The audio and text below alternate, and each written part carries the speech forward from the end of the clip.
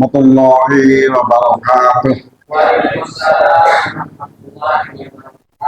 Innal hamdalillah nahmaduhu wa nasta'inuhu wa nastaghfiruh wa na'udzu billahi min shururi anfusina wa min sayyiati a'malina. Man yahdihillahu fala mudhillalah wa man yudlilhu fala hadiyalah.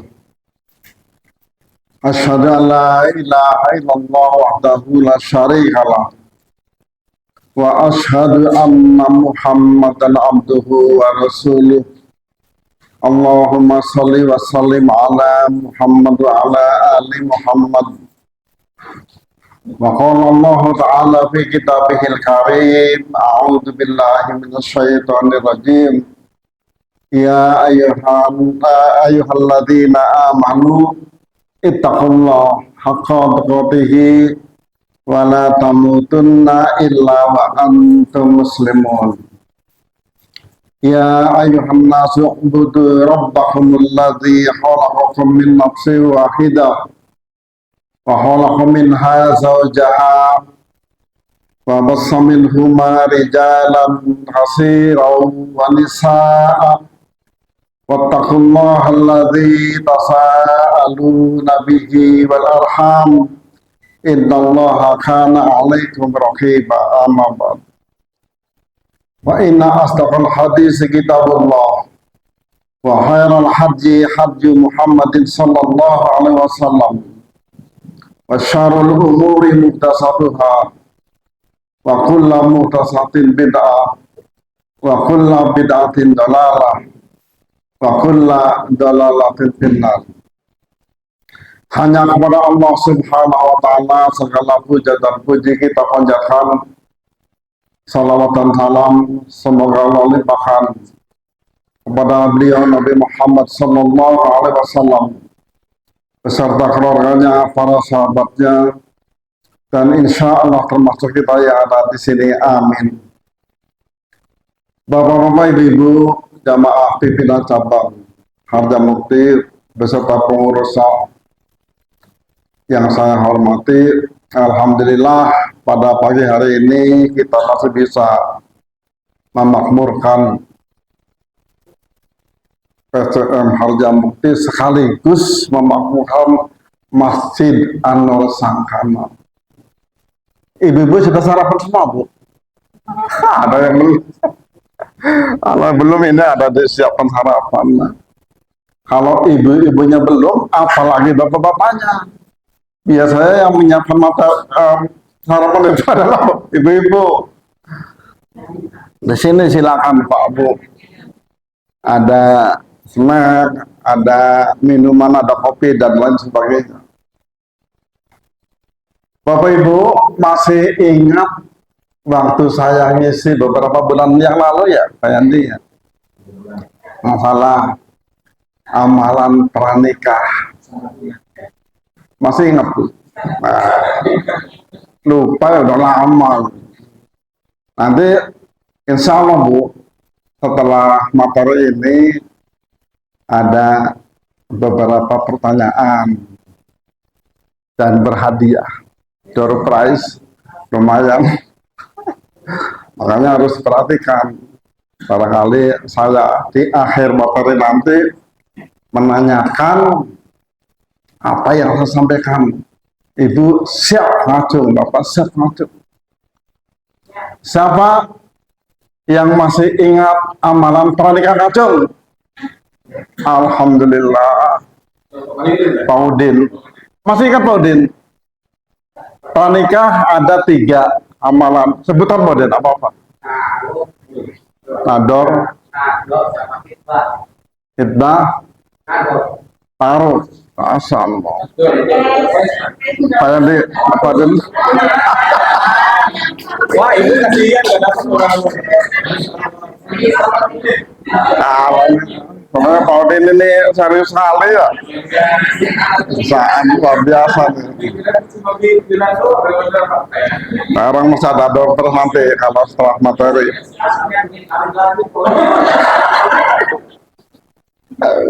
Pak Udin jangan melihat nilainya ya, tapi uhwah kita. silaturahim kita ya. Jangan cuma segini jangan. Bapak Ibu untuk kali ini karena kemarin amalan pranikah sarah pas nikah itu amalan setelah nikah, walaupun tidak semuanya ada di sini karena sangat banyak sekali amalan-amalan setelah nikah itu. Saya ini sebagian saja ya Bu, sebagian hanya ya barangkali saya tipis kulit bawang barangkali. Satu adalah planning rumah tangga bahagia. Jadi setelah menikah itu Bapak Ibu, ini Pak Sutri, pasangan suami istri ini sudah merencanakan hidup berumah tangga supaya bisa bahagia. Betul Pak Bu? Ini yang belum menikah siapa ya? Masya Allah. Cepat Mas Sidit, Mas Adit, cepat Mas Adit. Ini bungsu nih satu lagi, yang lain sudah pada menit. Jadi merencanakan untuk rumah tangga bahagia.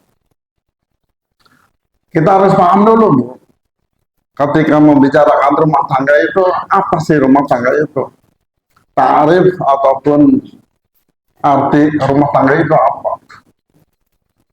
Kalau rumah Ibu tahu ya, arti rumah ya rumah. Rumah, kalau bahasa Sundanya imah bumi, betul Pak Ente? Betul ya Bu, ada banyak orang Sunda sini ya, imah bumi, bait, bahasa Arabnya, baitun, rumah. Bahasa Inggrisnya house, house, bahasa Inggris house, itu rumah. Kemudian tetangga. Tetangga itu yang dekat dengan kita. Dari mulai depan rumah, kanan rumah kita, kiri rumah kita, bahkan belakang rumah kita, itu adalah tetangga kita. Kalau ada, jadi berumah tangga itu adalah harapan memiliki rumah atau sudah punya rumah dan bertetangga. Itu sangat kompleks sekali Pak hubungannya. Tidak bisa dipisahkan. Saya mah beli rumah, tapi nggak mau yang ada tetangganya. Tidak bisa Pak. Pasti mau tidak mau memiliki tetangga. Nah, kalau tadi disebutkan bahasa Inggris adalah house, rumah. Rumah rusak adalah broken house. Betul Pak? Maksudnya itu pelajaran bahasa Inggris ya? Rumah rusak, broken house. Tapi kalau isi rumah penghuninya berantakan, rusak, namanya broken home. Jadi antara house sama home itu beda. Kalau home itu kehidupan di dalam rumah. Kalau house itu adalah fisik bangunan rumahnya. Jadi broken home adalah rumah tangga berantakan. Jelas Bu, antara tarif ataupun definisi antara rumah dan tetangga. Kalau seseorang memiliki rumah yang bagus, memiliki uang yang banyak, bisa membeli rumah harga berapapun karena punya uang. Tapi apakah seseorang bisa berumah tangga? Belum tentu Pak Bu. Mungkin kita kehidupannya sangat kompleks sebagai manusia sosial, tidak bisa menyendiri hidupnya, harus bergaul dengan tetangga. Tidak boleh panasan, tidak boleh iri hati dengan yang namanya tetangga. Betul Bu? Nah, di sini Bapak Ibu, keluarga bahagia itu adalah tolak ukurnya keluarga Nabi Muhammad Sallallahu Alaihi Wasallam. Kita contohkan kepada beliau Rasulullah Sallallahu Alaihi Wasallam. Di sini ada Quran surat Ar-Rum surat 30 ayat ke-21, yaitu a'udzubillahi minasyaitonirrajim. Wa min ayatihi an khalaqalakum min anfusikum azwaja litaskunu ilaiha wa ja'ala bainakum mawaddatan wa rahmah inna fi dzalika laayati liqaumin yatafakkarun. Ini ada yang hafal lebih sebagian. Terjemahannya, dan di antara tanda-tanda kekuasaannya ialah Dia Allah menciptakan untuk istri-istri dari jenismu sendiri, supaya kamu cenderung dan merasa tentram kepadanya, dan dijadikannya di antara rasa harusnya cinta dan kasih sayang. Sesungguhnya pada yang demikian itu benar-benar terdapat pada tanda-tanda bagi kaum yang berpikir. Saya kasih bulan saja dari ayat Ar-Rum, surat Ar-Rum ayat 21 ini, bahwa Allah menciptakan para istri kalian atau para istri kita semuanya adalah dari jenis kita sendiri, yaitu manusia. Sebab ada di dunia maya, manusia kawin dengan jin. Pernah dengar, Bu? Manusia kawin dengan jin. Itu di dunia maya. Manusia kawin dengan makhluk halus. Bayangan, Bu. Kalau seperti itu, repot. Kalau ada, tapi mustahil. Kalau manusia beristri, bukan seperti ayat ini ya, binatang misalkan, katakanlah kambing, betina, itu sudah lain jenis. Repot, Bu, kalau Allah tidak menjodohkan turun ayat ini. Kalau kambing, betina baru dipegang aja sudah embe. Dipegang embe, didorong embe, ditarik embe. Kambing. Tak susah untuk diajak komunikasi sama binatang, kecuali Nabi Sulaiman yang bisa komunikasi dengan binatang dan makhluk-makhluk yang lain, makhluk halus juga bisa. Maka Allah tetapkan para istri kalian itu adalah dari jenis sendiri, yaitu manusia. Yang perempuan, kalau kita ada laki-laki, jelas apa, Bu? Kemudian mengapa tolak ukur keluarga sakinah, tentram, mawaddah, penuh cinta, kasih sayang itu adalah Rasulullah Sallallahu Alaihi Wasallam.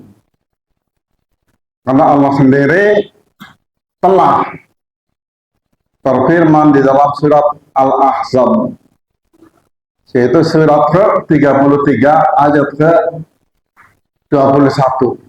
Ada di situ, Bu? Tidak ada, nah ini kalau dicatat kalau tidak ada. A'udzubillahi minasyaitonirrajim. Laqad kana lakum fi Rasulillahi uswatun hasanah. Sungguh telah ada pada diri Rasulullah Sallallahu Alaihi Wasallam suri teladan yang baik buat kalian. Liman kana yarjullaha wal yawmal akhir wa dzakarallaha katsira. Bagi siapa yang mengharapkan ridha Allah dan kedatangan hari kiamat dan banyak berzikir dengan menyebut nama Allah. Jadi sudah ada. Allah firmankan bahwa suri tauladan itu adalah Nabi Muhammad Sallallahu Alaihi Wasallam. Dari pertama adanya Nabi Muhammad lahir sampai dia akan menjadi Rasul, itu dijadikan sebagai suri tauladan buat kita semua sebagai umatnya. Seluruh nabi-nabi, seluruh para rasul mendapatkan wahyu dan perintah ibadahnya adalah di bumi yang sedang kita tempati ini. Seluruh nabi dan rasul. Tapi Nabi Muhammad Sallallahu Alaihi Wasallam beda dengan nabi-nabi yang lain. Seluruh nabi dan rasul salat, cuma salatnya beda-beda. Nabi Muhammad Sallallahu Alaihi Wasallam mendapatkan perintah salat itu bukan di bumi, betul Bu, tapi dinaikkan dulu ke Sidratul Muntaha, langit ketujuh, untuk mendapatkan perintah sholat 5 waktu yang Bapak Ibu sudah menjalani setiap waktu. Kita sendiri Pak Bu. Kenapa? Karena pentingnya adanya perintah sholat yang harus diamalkan oleh umat Muslim. Kemudian Bapak Ibu, berikutnya adalah nomor 2. Tadi nomor 1, tolak ukur keluarga Nabi Muhammad SAW. Yang kedua adalah Nabi Muhammad SAW dan para istrinya saling menghargai. Berapa istrinya Nabi Muhammad Bu? Banyak kok Bu. Ya. Versinya macam-macam ya, ada 13, ada yang 11, ada yang 9. Itu tarikh itu beraneka macam ragam. Tapi yang jelas lebih dari 4. Yang terakhir itu adalah 9. Itu Nabi Muhammad Sallallahu Alaihi Wasallam. Saling menghargai Bu. Rasulullah Sallallahu Alaihi Wasallam walaupun istrinya banyak, saling menghargai kepada istrinya, berbuat baik kepada istri, yang membantu istrinya. Sampai menjahit pakaian yang sobek saja Nabi Muhammad melakukannya. Walaupun istrinya bisa. Bayangkan Bu, peperangan yang dialami oleh Nabi Muhammad SAW berapa kali? Perang melawan orang-orang kafir, 27 kali peperangan. Kalau dibagi rata umur Nabi 63, kurang dari setahun Nabi itu berperang. Terus mengadakan peperangan. Tapi sempat membantu para istrinya. Nah, kalau kita Bapak Ibu yang sibuk mencari pekerjaan, sibuk mencari maisa, nafkah buat anak istri, apakah Bapak-bapak bisa membantu istrinya? Mungkin bisa masak, cuci piring, dan lain sebagainya. Bisa ya Pak, Alhamdulillah. Seluruh para istrinya dibuatkan tempat tinggal dekat Masjid Nabawi. Ini contoh, Bapak Ibu. Seperti orang-orang sekarang, ada yang sebelum menikah sudah punya rumah, Pak Bu. Sudah punya rumah sebelum nikah. Sehingga begitu pernikahan langsung menempati rumah yang suami miliki. Ataupun istri yang dimiliki oleh seorang istri. Ini seperti Rasulullah SAW. Kalau 9 istrinya dibuatkan rumah, berarti ada 9. rumah. Jadi Rasulullah Shallallahu Alaihi Wasallam itu Bu, setiap habis asar itu beliau mendatangi para istrinya, mendatangi rumah-rumah para istrinya. Mohon maaf, jangan dibayangkan istri Rasulullah itu jauh-jauh. Ada yang di Harjamukti, ada yang di Kesambi, ada yang di Gunung Jati, Palimanan, Kuningan. Iya, itu jauh-jauh sekali. Tidak, Bu. Jadi makanya kadang-kadang tidak masuk akal kalau pemateri menyampaikan ba'da asar Rasulullah kalau ada di Masjid Nabi selalu mendatangi para istrinya. Nggak mungkin. Bagaimana mendatangi orang rumahnya kan berjauhan, waktunya habis. Ini namanya tidak belajar tarikh Islam. Kalau yang belajar pasti paham. Sebentar hanya dibikinkan kamar-kamar. Makanya kalau Rasulullah, mohon maaf ya Bu, kalau gilir dari rumah istri pertama, kedua, ketiga itu nganter Bu. Dari rumah istrinya Siti Aisyah mau gilir ke istri Saudah, Siti Aisyah nganter. Bukan berangkat sendiri Nabi itu, tapi diantar oleh istri-istri yang lain. Begitu kerukunan rumah tangga Rasulullah Sallallahu Alaihi Wasallam. Terus sampai selesai. Kemudian cukup sandang dan pangan. Jadi Rasulullah selalu mencukupkan untuk nafkah para istrinya, makan para istrinya, pakaian para istrinya, dan seterusnya. Singkatnya adalah sandang dan pangan dicukupkan oleh Rasulullah Sallallahu Alaihi Wasallam. Tidak ada yang kelaparan, kecuali pada suatu ketika dapur Siti Aisyah radhiyallahu anha tidak ngebul ataupun tidak masak apa-apa selama 3 bulan. Bayangkan Pak Bu, 3 bulan Sayyidah Aisyah tidak masak di dapur. Kenapa? Iya, dimasak tidak ada. Bukan malas, bukan beli-beli saja. Jangan Ibu bayangkan seperti sekarang, banyak warung, banyak warteg, banyak restoran. Nggak masak sebulan nggak apa-apa, beli. Bukan seperti itu.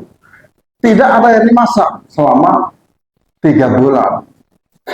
Lalu saudaranya Sayyidah Aisyah menanyakan, jadi apa yang dimakan selama 3 bulan itu? Tidak ada masakan. Yang dimakan adalah Bapak Ibu kurma dengan air putih. Yang dimakan dan diminum adalah air putih dengan kurma selama 3 bulan. Dulu Pak Bu, pada zaman Rasulullah susah sekali mendapatkan air minum itu. Tidak seperti di sini banyak sungai. Sekarang ada juga air pump, air refill, isi ulang, dan air minum yang berbentuk kemasan banyak sekali. Bahkan minta pun masih bisa, minta air masih bisa Pak Bu, kalau lewat di jalan. Dulu mau minta ke siapa Bu? Sumber mata airnya tidak ada. Sulit sekali, minta minum itu sulit sekali. Jelas apa Bu?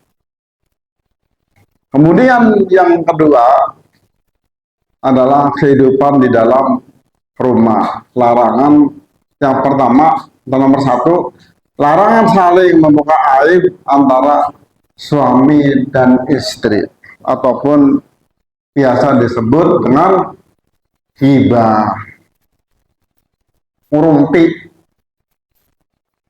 Nah ini dasarnya adalah surat Al-Hujurat atau Al-Hujurat ayat ke-12. A'udzu billahi minasyaitonir rajim.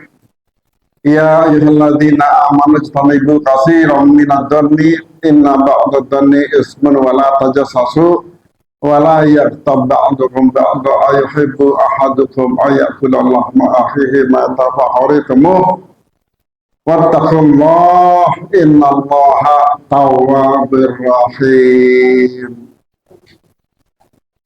Terjemahannya, hai orang-orang yang beriman, jauhilah kebanyakan berbasangka itu buruk sangka, kecurigaan, karena sebagian dari berbasangka itu dosa, dan janganlah mencari-cari keburukan orang, dan janganlah menggunjingkan satu sama lain. Adakah seorang di antara kamu yang suka memakan daging saudaranya yang sudah mati? Maka ketahuilah, maka tentulah kamu merasa jijik kepadanya dan bertakwalah kepada Allah. Sesungguhnya Allah Maha penerima taubat lagi Maha penyayang. Nah ini Bapak Ibu, Allah menyuruh kita untuk melarang mencari-cari kesalahan orang lain, menjelek-jelekan. Yang paling dekat adalah pasutri, pasangan suami istri, karena dua orang latar belakang berbeda, orang tua berbeda, tempat tinggal berbeda, tinggal di satu rumah, perlu adaptasi. Makanya begitu beberapa saat setelah hidup bersama satu rumah, pasti Bapak Ibu ada kekurangan, ada kelemahan. Jangan sekali menceritakan keburukan-keburukan suami. Misalnya ada saudara yang datang main, atau ada tetangga yang main, wah suami saya orangnya begitu begini, diceritakan sama orang lain Pak, keburukan, kelemahannya. Begitu kita suami, tidak boleh menceritakan kelemahan, kekurangan, aib istrinya. Kata tetangganya, kamu beruntung punya istri cantik. Iya istri cantik, tapi aduh masaknya nggak bisa, nggak bisa masak, malas, ngepel harus disuruh saja, nyuci harus disuruh saja. Misalkan, itu tidak boleh Pak Bu menceritakan keburukan-keburukan ataupun aib antara istri dan suami.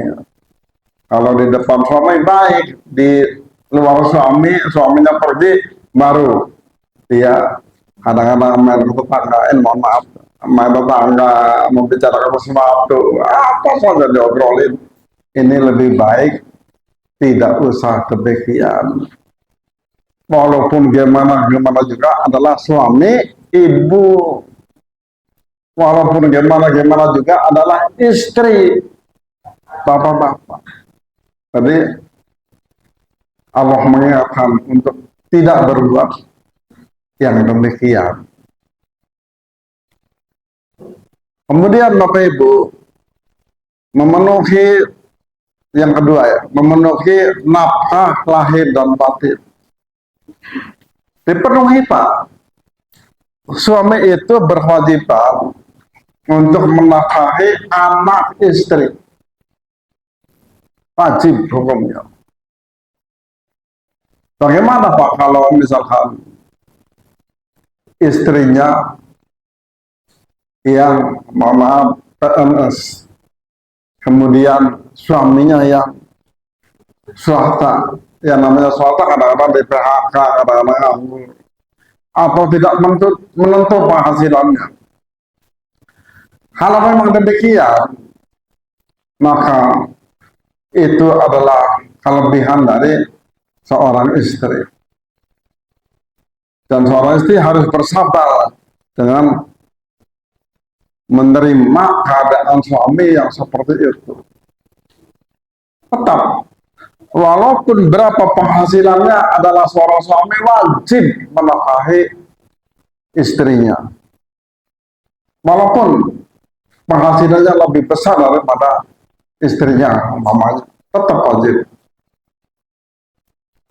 Dan seorang istri yang berpenghasilan banyak, mencukupi untuk kehidupan keluarganya, itu adalah amalan yang baik, sedekah yang baik, berpahala besar. Walaupun umpama suami ibu itu, mohon maaf, pendidikannya SMA, sedangkan ibu pendidikannya S1 atau S2 atau S3 umpama, jangan merendahkan kepada suami. Tetap, ketika punya anak, maka bermusyawarah siapa namanya, bilang ke suami untuk menentukan sesuatu keadaan rumah di luar, maka bermusyawarah dengan suami. Jangan suami saya bisa apa, orang pendidikannya cuma SMA umpama, itu tidak boleh. Bapak itu tetap peran kepada seorang suami. Begitu dia suami, untuk mengatur rumah tangga di dalam rumah. Jangan-jangan suami ini banyak pengalaman arsitektur misalkan, atau punya profesi yang lain, kemudian mengatur rumah. Biar saya yang ngatur isi rumah ini. Buffet taruh sini, kursi di sini, meja di sini. Jangan, Pak, biarkan ibu suruh berkreasi. Silakan Bu, rumah ini ditata, terserah ibu. Senang ya Bu, kalau menata rumah Bu. Ini tempatan di sini. Biarkan Pak, ibu yang menata rumah di dalam. Tentang posisi di ruang tamu, apa di kamar tidur, biarin ibu yang menata. Biar ibu betah di rumah. Itu tujuannya. Supaya ibu rumah tangga yang rumah tangga benar ya, bukan sebagai profesi karyawan atau dosen atau guru, supaya betah di rumah. Kalau suami yang ngatur-ngatur, mungkin ibu tidak betah sebab tidak hendak sendiri. Begitu tujuannya. Betul Bu? Alhamdulillah. Kemudian menyediakan, ini yang kedua tuh, memenuhi nafkah lahir dan batin ya. Memenuhi nafkah lahir dan batin. Jadi nafkah lahir juga berupa benda, makanan, minuman, seluruh perlengkapan istri harus dipenuhi, walaupun tidak mahal harganya. Kalau makan sehari 3 kali ya 3 kali dipenuhi. Kalau cukup penghasilannya. Kalau makan sehari 4 kali, ya 4 kali. Ibu makan berapa kali sehari Ibu? Wah, nggak ada hitungan. 2 kali. Masya Allah. Ada 2 kali nanti. Jadi bapak-bapak beruntung kalau punya istri makannya 2 kali. Irit berarti. Tapi jangan sampai makannya 2 kali, ngomilnya 3 kali makan. Nanti lagi boros. Jadi nafkah lahir dan batin. Lahir ya. Nafkah batin apa? Yang ketika mau tidur, itu nafkah batin Pak Bu. Ketika seorang suami sudah berada di kamar. Ini ceritanya belum punya anak-anak, Pak, Bu. Masih pastutri baru. Maka ibu harus menawarkan dulu kepada suami, menawarkan dulu.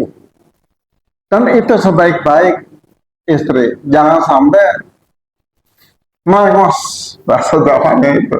Melengos itu singgur-singguran ya, tidurnya tidak berhadapan. Nah, itu jangan menawarkan kepada suami. Suami akan senang, Bu, kalau ditawari seperti itu. Betul, Pak? Oh, Pak itu senang. Dan ibu sudah berdandan, Pak, Bu. Jangan lupa, ketika menghadapi suami, ibu harus berdandan dulu. Jangan sampai kalau keluar berdandan secantik-cantiknya, menghadapi suami tidak berdandan. Harusnya itu menghadapi suami lebih baik dandannya daripada pergi keluar. Kenapa? Kewajiban antara istri untuk suaminya. Dan di kamar ibu-ibu tidak boleh menolak ajakan seorang suami. Jangan ibu mengatakan capek, habis pergi jauh, habis bekerja, habis cuci, dan lain sebagainya. Kalau punya anak, ngurus anak. Jangan sekali-kali ibu menolak ajakan suami, akan dosa. Dan para malaikat akan melaknat kalau seorang istri menolak ajakan suami sampai pagi hari. Karena bahayanya menolak ajakan suami. Itulah orang-orang yang tidak beriman. Ketika ditolak oleh istrinya, maka pergi keluar untuk jajan di luar. Nauzubillah min dzalik. Ada sebagian orang seperti itu. Kalau saja karena istri tidak mau diajak, jadi keluar marah. Ini orang yang tidak beriman. Kemudian menyediakan tempat tinggal yang layak tadi sudah, yang sederhana, seadanya. Kalau belum mampu memiliki rumah, walaupun sudah punya istri, mau maaf Bapak Ibu, termasuk saya, waktu menikah belum punya rumah, Pak Yandi. Saya ketika menikah, Pak Bu, cuma bisa menikah, belum bisa memiliki rumah. Beruntung kalau ibu-ibu menikah sudah ada rumah, suaminya sudah punya rumah. Ini sangat beruntung sekali. Dan saya punya cita-cita ketika belum punya rumah karena ikut sama orang tua istri atau bapak mertua, pondok indah mertua. Punya cita-cita, Pak, punya azam. Kalau cita-cita itu jangka pendek, kalau azam itu adalah jangka panjang.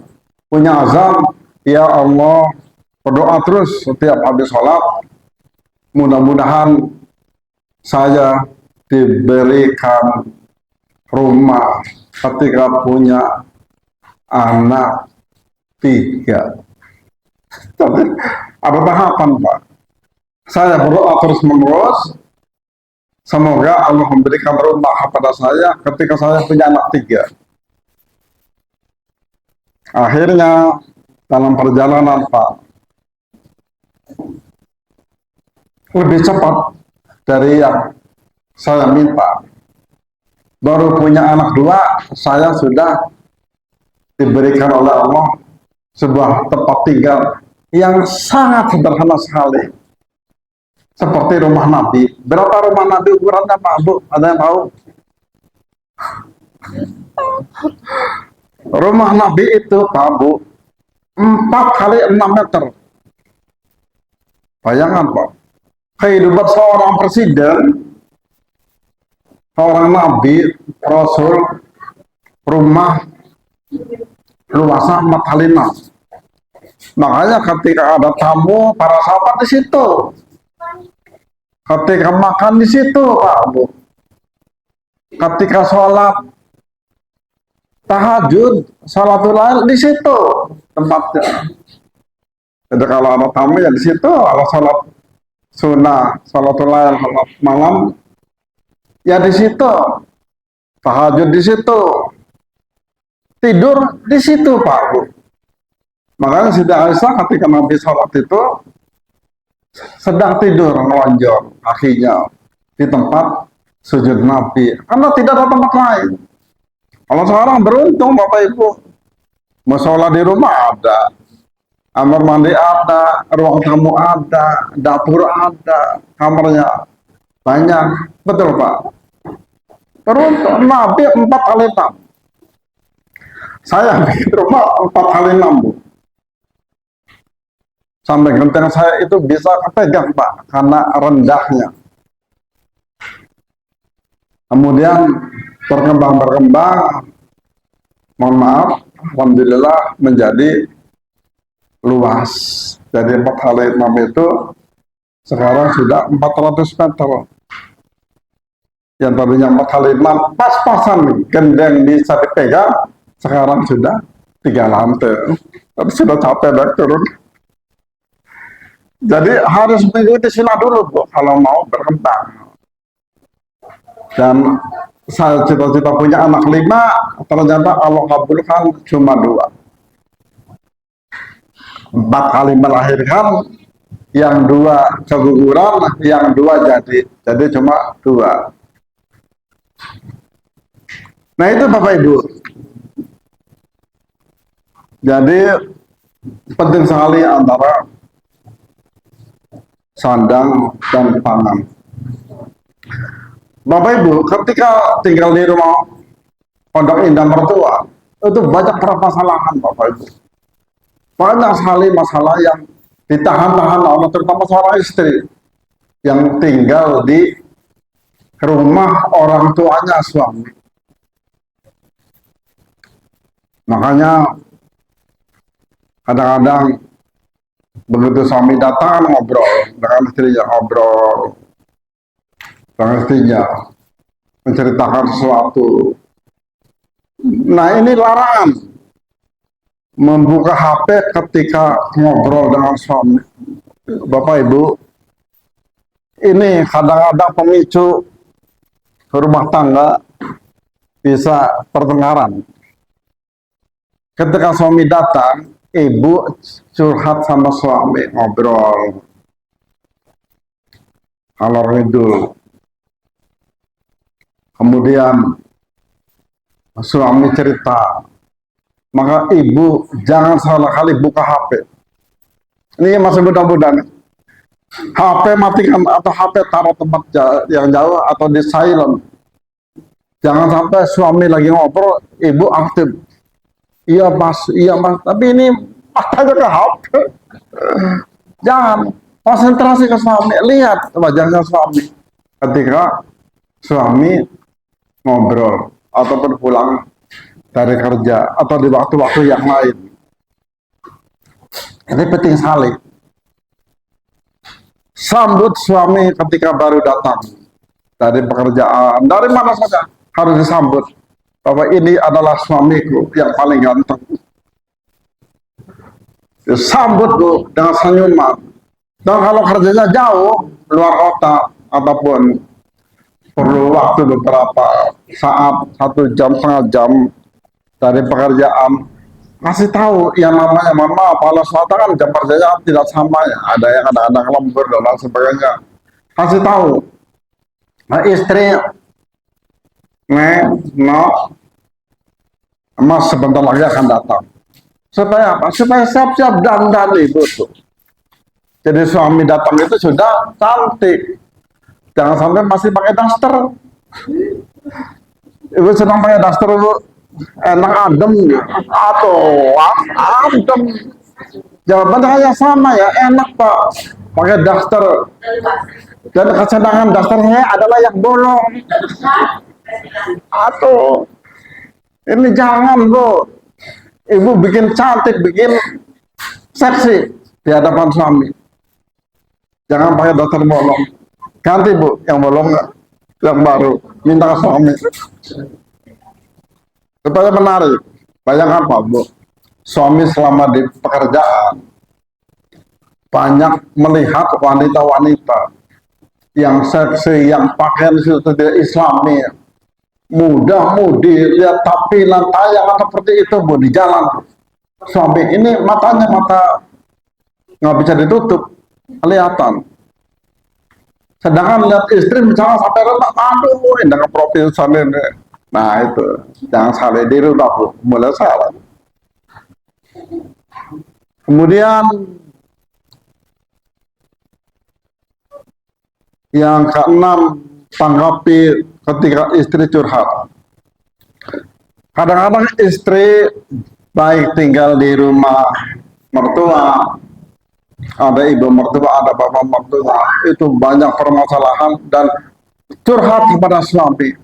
Maka seorang suami harus merespon, menanggapi apa yang dikatakan oleh istrinya, supaya tidak disepelekan. Jangan sampai suami masa bodoh, ini istri serius lagi curhat, suami cuek, karena itu tidak disenangi suami yang seperti itu. Tadi yang ketujuh, melarang menolak ajakan suami sudah dijelaskan. Dan ada lagi beberapa teks Nabi dari Rasulullah SAW adalah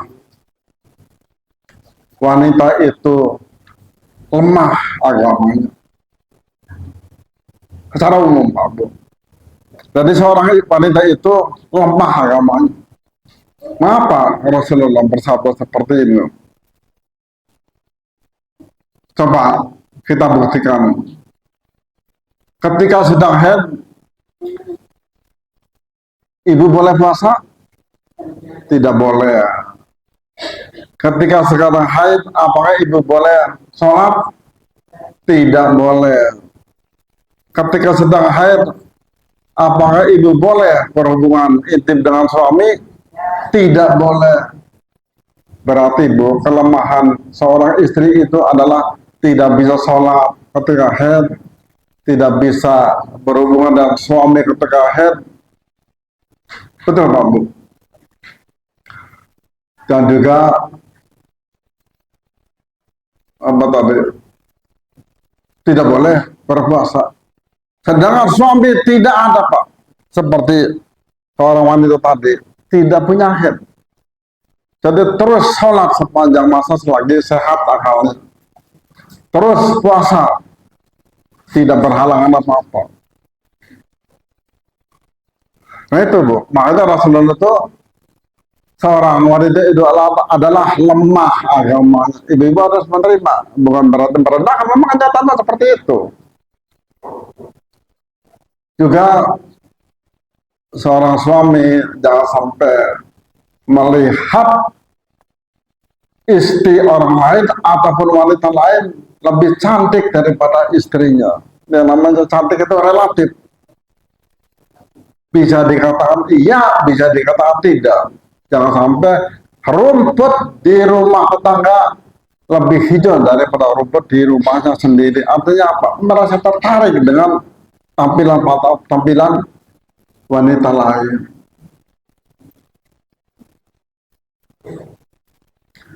Kemudian Bapak Ibu, ketika seorang suami bekerja lama seharian, kadang-kadang makan siang itu adalah di luar.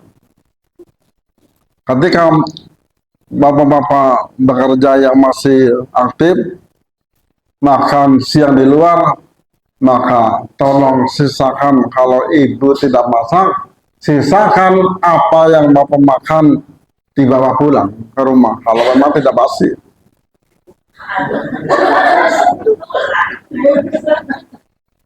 Itu penting Pak. Supaya apa? Supaya ada sama makanannya, supaya makanan sama. Bapak-bapak di luar makan enak pakai dendeng, misalkan dendeng sapi, yang enak pakai rendang dan lain sebagainya, sambal goreng, atau Mas, ini saya masak tempe di rumah, masak tahu sayur, aduh, kalau saya bener bawa Pak Bu, bawa Pak, bawa pulang. Nih Bu, tadi saya makan dengan dendeng ini, dengan daging sapi, bawa supaya sama biar niat sehat.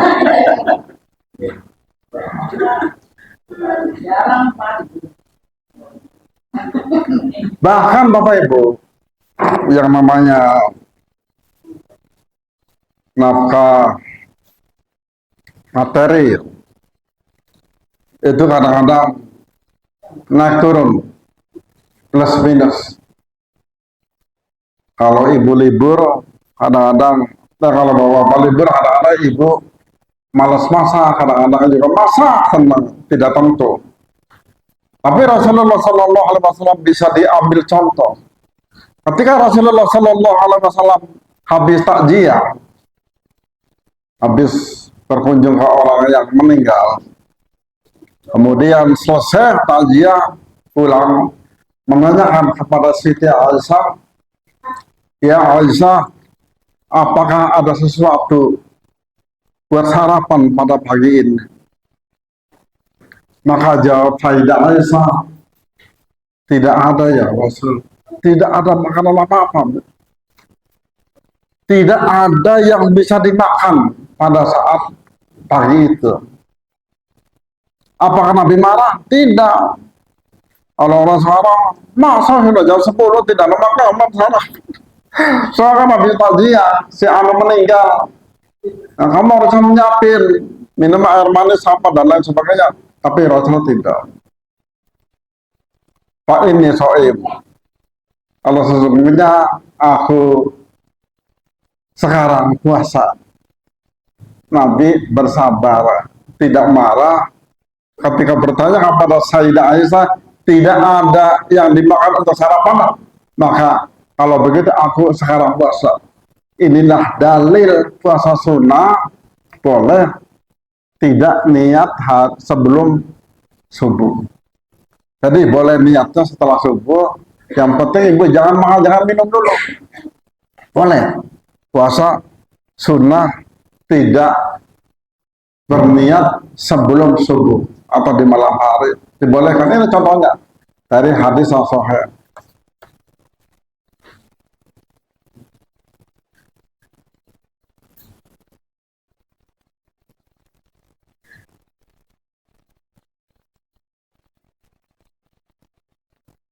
Kemudian Bapak Ibu selanjutnya adalah ini problematika ke depan bahwa Sayyidah Aisyah juga pernah difitnah, dituduh berzina dengan Sofwan.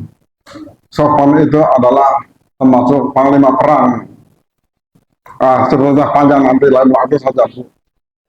Tapi sampai Rasulullah SAW tidak bisa mengatasi masalah ini, Pak Bu, akibat tuduhan Sayyidah Aisyah dianggap berzina sama seorang pemuda yang ganteng, naik kuda berdua.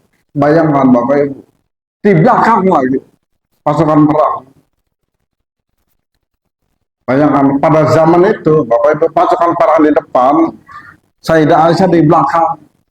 Lambat datangnya, Rasulullah sudah sampai di tempat medan perang, lokasi. Maka ditunggu-tunggu, Sayyidah tidak ada, di tempat pandunya tidak ada. Kemana Sayyidah Aisyah? Menghilang. Dicari-cari, ternyata datanglah kuda berdua dengan seorang pemuda. Siti Aisyah di bawah. Bagaimana? Praduga orang-orang.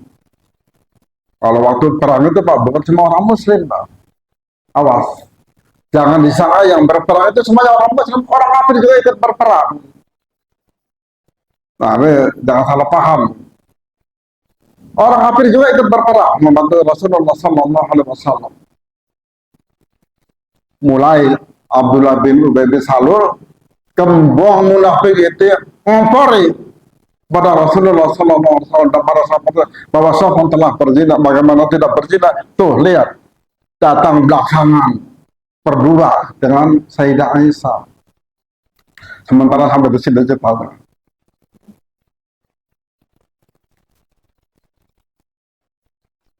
Jadi gibah itu Bapak Ibu, tadi ayatnya adalah larangan bergibah, tidak boleh bergibah. Tapi juga ada gibah yang dibolehkan. Ada juga gibah yang dibolehkan.